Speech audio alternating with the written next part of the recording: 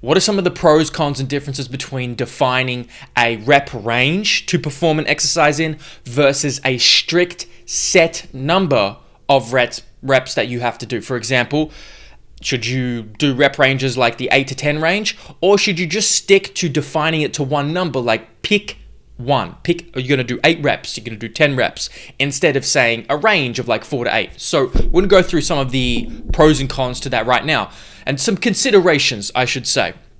So some value that I would say to rep ranges that I have found through my coaching and own personal programming is a couple of things: margin for error, accounting for accumulated fatigue, and allowing to work within the limitations of machines and equipment. So we'll go through one at a time. Number one, margin for error. So let's use these examples. Like, okay, let's say you have picked the wrong load and weight for an exercise, okay? It's the first 2 weeks, you're trying to figure out exactly what load is right for you. You've picked the wrong load, okay, to hit that specific reps in reserve. So you'll have your exercise, you'll have your how many reps in reserve, or RPE, are you going to work up to? You need a parameter to define your relative intensity. So we use those markers often. And having a range can actually allow us greater accuracy to hit this target intensity. Because if you miss it, let's say your load is 60, and if you had a defined rep, I want you to do 8 reps, but that's too heavy, and you don't get out enough reps, well, you might still get a strong stimulus, but we haven't actually done what we intended to do, okay? And that was perform X weight at X repetition range. So what it allows us, having that range allows us this margin for error if we make a mistake in picking the load, or if it just doesn't happen. Like sometimes you have 8 reps, you have a defined rep and repetition, and you just don't do it. It just doesn't get done because of some other extraneous variables that interfere with your ability to actually hit that exact rep. So a range allows us to work within this margin for error that can occur with day-to-day training. There's a lot of variables that can interfere. So flowing on from this can help us rep ranges can help us account for accumulated fatigue. So it allows you to operate at the same load without necessarily missing reps, because that's what happened in the previous example. We missed the reps, okay? So fatigue often contributes to people not hitting the repetition that is defined in their program. Okay, you got 4 reps. Oh, but you didn't hit it because it's your 4th set, and maybe you didn't give yourself enough recovery or rest, or you're just systemically, centrally just quite fatigued, and it's just not happening. Okay, that happens often. Well, it can happen often to a lot of intermediate lifters, particularly novice lifters. So a rep range for the novice to intermediate, and even people who want to minimize the margin for error, who aren't using percentage-based loading, can be a great tool to account now for accumulated fatigue over set to set. Because while on the first set, you might get 8 reps at 2 reps in reserve, but you're using a 8 to 12 or a 6 to 8 reps range, okay? So now as you fatigue, that 8 reps, second set, 8 reps, third set, 7 reps, 4th set, 6 reps. Because you have to understand, the reps are just a measurement of the total part of the total volume.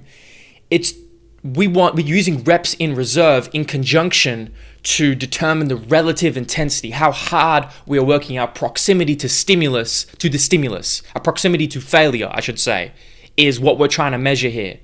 We're trying to really facilitate here.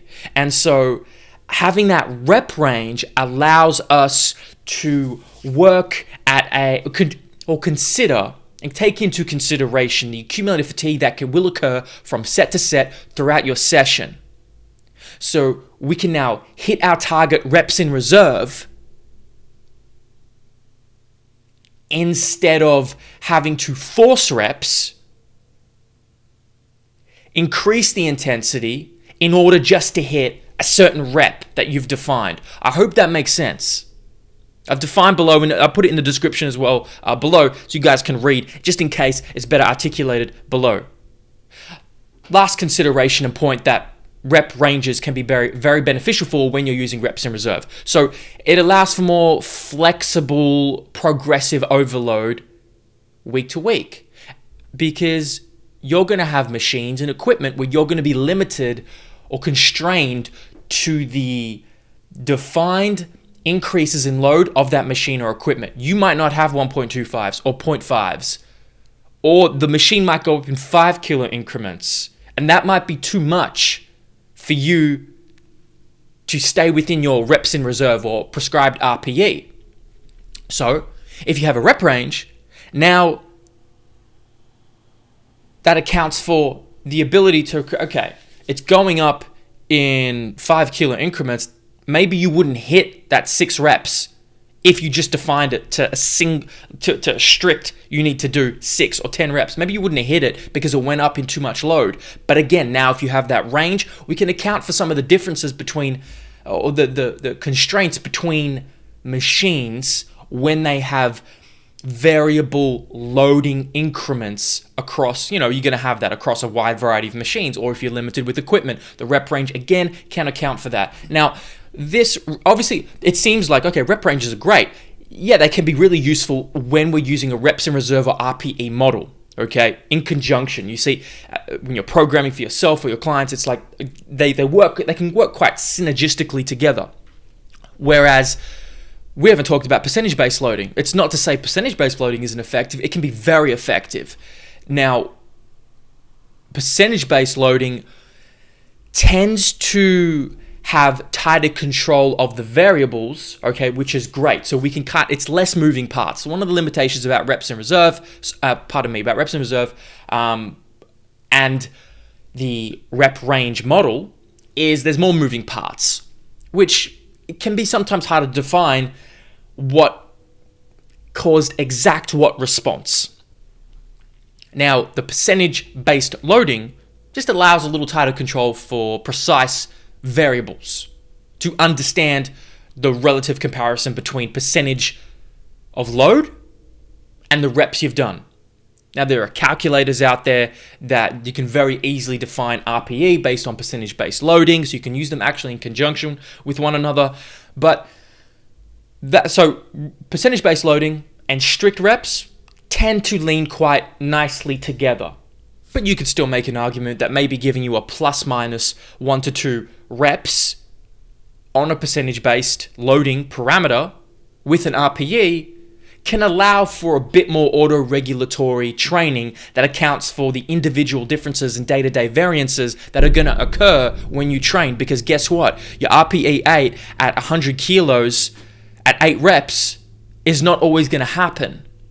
I'm giving you an example there, but it's not always going to happen because there's day-to-day variances that a rep range allows us to account for, the biological differences in recovery and readiness to perform and arousal and stress response, all these different variables that are going to impact our ability, our output. They're going to impact our output, our performance output. And so a lot of people feel pressured to hit the percentage-based loading parameter. It's like, oh, I got to hit it. 10 reps at 150 kilos, and then it goes up maybe by 2%. I got to hit that. But you can end up in a point, it can be finicky to deal with if you're not on top of your recovery, particularly. The rep range allows us to work just a little bit with more of a range to adjust for the individual differences in recovery and autonomic stress, autonomic nervous system stress and accumulated fatigue that builds up day to day, week to week throughout the busy, stressful lives that people have. However, percentage-based loading can be very effective, tighter control of variables. The calculators that there are out there that correlate to all these different RPE to reps to intensity, like it correlates really nicely, and you can get a really clear picture of, okay, what percentage of my maximum do I need to work at to produce the desired response? It's very good at kind of getting input, output. this is your max, this is the relative intensity you should work at, here are the reps. It's very good at kind of getting this conversion and calculation at giving you precise variables to work at. And then you can progressively overload very clearly with that 1 to 2%, 0.5% every week, however you kind of define it and overload it yourself. So there's a little summary of percentage-based loading and the comparison and differences between when we would want to consider using a rep range versus tight, strict reps.